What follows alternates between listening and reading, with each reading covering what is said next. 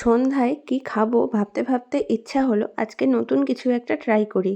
তাই মটরশুঁটির স্যান্ডউইচ বানানোর পরিকল্পনা নিলাম এবং কাজ শুরু করে ফেললাম। তো তার জন্য প্রথমে পাউরুটির ধারগুলো কেটে আলাদা করে রাখলাম।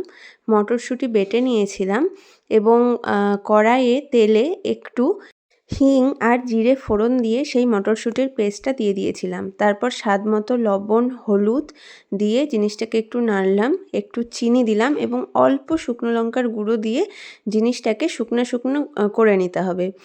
এই জিনিসটার হবে পুর। তারপর আমি চিজ আলাদা করে ঘষে নিলাম। এবার পাউরুটিগুলোকে সাজাবো। প্রথমে আমি 1 লেয়ার চিজ দেব, তারপর আমি যে পুরটা বানালাম মটরশুঁটির সেই পুরটা সমানভাবে এর মধ্যে স্প্রেড করে দেব। চিজটা দিচ্ছি, চিজ দেওয়া হয়ে গেল। এবার এই মটরশুঁটির পুরটা দিলাম। এইটা ভালো করে চারদিকে একটু দিয়ে দিচ্ছি যাতে স্বাদটা বেশি আসে। চার কোণায় কোণায়ও দিয়ে দেব পুরটা। তার ওপর আমি আরেক রাউন্ড চিজের লেয়ার দিয়ে দেব যাতে চিজটা গলে দুটো পাউরুটি একে অপরের সঙ্গে আটকে যায়।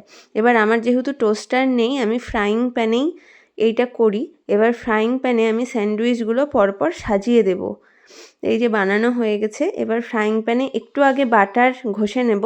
ঘষে নিয়ে তার উপর স্যান্ডউইচগুলো পরপর সাজিয়ে দেব এবং একটি প্লেট দিয়ে আমি চাপা দেব যাতে চিজগুলো গলে এবং তারপর আমি ওটা সেঁকতে দেব এবং এইদিকে প্লেটে একটু সস দিয়ে ডেকোরেশন করে নিচ্ছি।